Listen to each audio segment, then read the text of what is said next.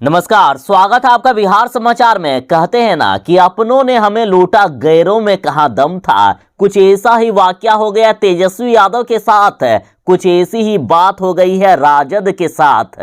देखिए, बिहार उपचुनाव में कांग्रेस ने ही राजद को हरा दिया। लालू यादव ने ठीक ही कहा था, क्या हारने के लिए सिटवा दे देते कांग्रेस को। बिहार उपचुनाव में कांग्रेस की इतनी खराब स्थिति हुई, इतनी दुर्गति हुई कि नोटा को टक्कर दे रही थी कांग्रेस। और लालू यादव ने ठीक ही कहा था, वाकई भगचोंधर निकले भक्त चरणदास और पार्टी का भविष्य भी खराब कर दिया। देखिए, राजद का सारा खेल कांग्रेस ने ही बिगाड़ दिया। और जिस तरह से तेजस्वी यादव ने नीतीश सरकार को कांटे की टक्कर दे दी, लास्ट ओवर में जाकर, अंतिम में जाकर नीतीश सरकार की जीत हुई। नहीं तो पहले तो तेजस्वी की ही उपचुनाव में जीत हो रही थी, जहां कई वर्षों से नीतीश कुमार की सरकार थी। नीतीश कुमार के गढ़ में जाकर तेजस्वी यादव ने नीतीश सरकार को धूल चटाने का काम किया। तेजस्वी यादव ने साबित कर दिया कि बिहार की जनता अब बदलाव चाहती है, नीतीश सरकार से परेशान हो चुकी है। अब नई पीढ़ी के नेता के रूप में उभर रहे हैं तेजस्वी यादव। अब नई पीढ़ी बदलाव चाहती है और बदलाव के लायक तेजस्वी यादव को समझ रही है। इसलिए दूसरी बड़ी पार्टी बनकर वह उन सीटों पर भी दिख रही है जहां सत्ताधारी दल का पहले से ही कब्जा था। तारापुर में जितने कम अंतर से जदयू ने जीत दर्ज की है,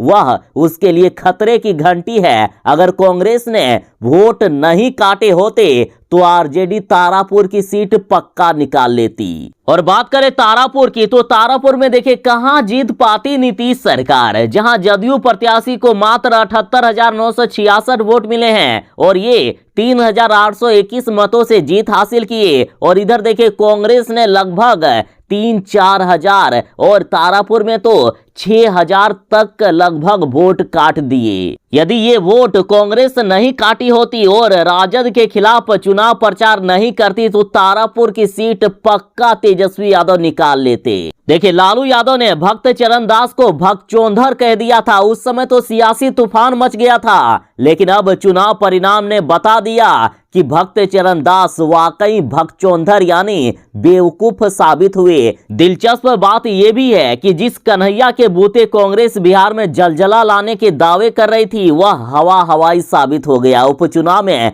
कांग्रेस की ऐसी दुर्गति हुई ना, जैसा पहले कभी नहीं हुआ था। नतीजा ये होगा कि आने वाले दिनों में राजद कांग्रेस की परवाह किए बगैर सियासी फैसला ले सकेगी। चाहे कुशेश्वर स्थान हो या फिर तारापुर, दोनों ही जगह पर कांग्रेस की भारी दुर्गति हुई है। अब तो कांग्रेस के वजूद पर सवाल उठने लगा है कि बिहार में कहीं कांग्रेस का वजूद ही खत्म ना हो जाए। देखिए, कांग्रेस की सबसे ज्यादा दुर्गति कुशेश्वर स्थान विधानसभा क्षेत्र में हुई है। ये वो सीट है जहां कई दफे कांग्रेस के विधायक चुने जा चुके हैं और इसी सीट पर दावेदारी के लिए कांग्रेस ने राजद से नाता तोड़ने का फैसला लिया था। और हुआ क्या, देख लीजिए, भारी दुर्गति हो गई। तारापुर की बात करें तो यहां कांटे की टक्कर हो रही थी। तेजस्वी यादव ने अपना दम दिखा दिया था। तारापुर में तो 16वें 17वें राउंड तक आरजेडी ही जीत रही थी। नीतीश कुमार की सरकार के जीत के तो यहां चांस ही नहीं दिख रहे थे। आप सोच सकते हैं, शुरू से लेकर 17वें राउंड तक आरजेडी ही जीत रही थी, तेजस्वी यादव की पार्टी ही जीत रही थी। और